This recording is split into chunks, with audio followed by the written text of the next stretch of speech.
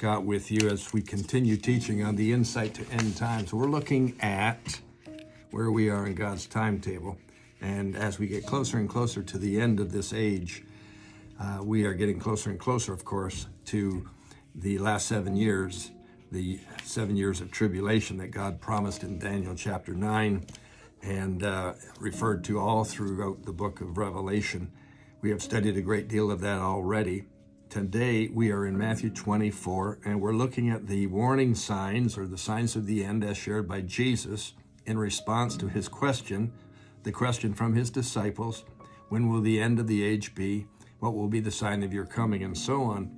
He first of all answers, there's going to be a lot of deception in the land. Take heed that no one deceive you. He then talks about many coming in the name of Christ, saying, I am the Christ, and they'll deceive many. That is an extremely powerful point. He then declares in verse 6, there's going to be wars. You're going to hear of wars and rumors of war. We shared about that yesterday. And today we're moving into verse number 7, towards the end of it, where it says there will be famines, pestilences, and earthquakes in various places. I want to give you some background, some detail on this because we overlook this.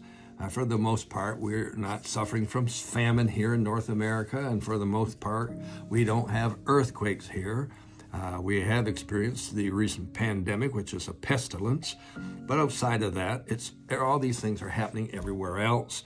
So since it's not in our backyard, we don't pay too much attention to it. But we have seen famines all around the world, and they are a massive, massive problem in the underdeveloped nations. They wipe out thousands and thousands of people. If you were to do a Google search as a for instance on how many famines have there been in the world, you would be reading for quite some length of time because year after year after year after year, there are significant famines occurring somewhere in the world. I'll give you just some for instances or some examples.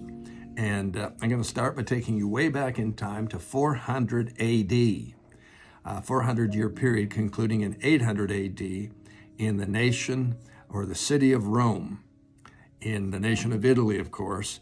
About 90% of the people died during those 400 years from famine. That's hard to believe. That's hard to believe. If we fast forward to the 1700s, 1708 to 1711, as a for instance, the East Prussian people, 41% of the population died from famine. That's around 250,000 people. Folks, even in the 1700s, that's a lot of people. That's a significant number of people. In the 1800s, 76 through 79, so the latter half of the 1800s, the 19th century, over in China and in India, severe famines over that 4-year period, 76 to 79. They estimate in China anywhere from 9 to 13 million people died from famine, and 5.5 million people died from famine in India. So famine isn't something that's just current, in the last number of years, the last century or so. This goes all the way back in time. Famines have been a major, major issue. The North Koreans lost upwards of 3.5 million people in a famine in the mid-1990s. I bet you didn't hear about that one. We aren't made aware of that. Second, in the Congo, in Africa, the second war that they held there in 1998 through 2004, 2.7 million people. Are you getting the picture? Famines is a real problem. And in Niger and West Africa, in the 2005 to 2006 time period, 3 million people in Niger died, and 10 million people died in West Africa from famine. There have been 38 major famines since World War II, and 0 in North America. Now, since the pandemic hit, we're seeing supply chain issues. We're seeing a run on the grocery stores and all the other stores that provide food and or liquid. And we're seeing a lot of empty shelves, and we're seeing a lot of panic because they're predicting a lot of shortages in the coming months owing to the pandemic and all the other issues going on around the world. Famine is a real issue. It's a real sign of the end times. It may not be occurring right in our backyard, but it is occurring, and we ought to be aware of it. Secondly, before we run out of time, and we're likely about to, I want to talk about pestilence with you for just a moment. And by definition, this includes diseases, viruses, epidemics, and pandemics. In March of 2020, we were advised of the COVID-19 virus and the pandemic associated with it. And within months or weeks, fear spread across the entire world. And a rush to protect yourself from this pandemic occurred around the entire world.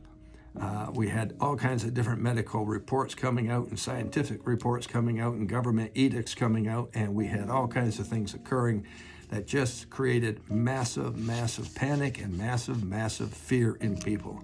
Here we are in late 2022. This is the month of October. We are about 30 months since this pandemic began. People are still afraid.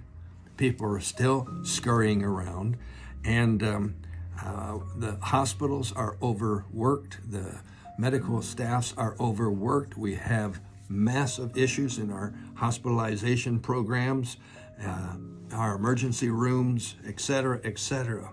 All because we have a worldwide pandemic that everyone has become aware of, and everyone is racing around in circles trying to figure out what to do about it.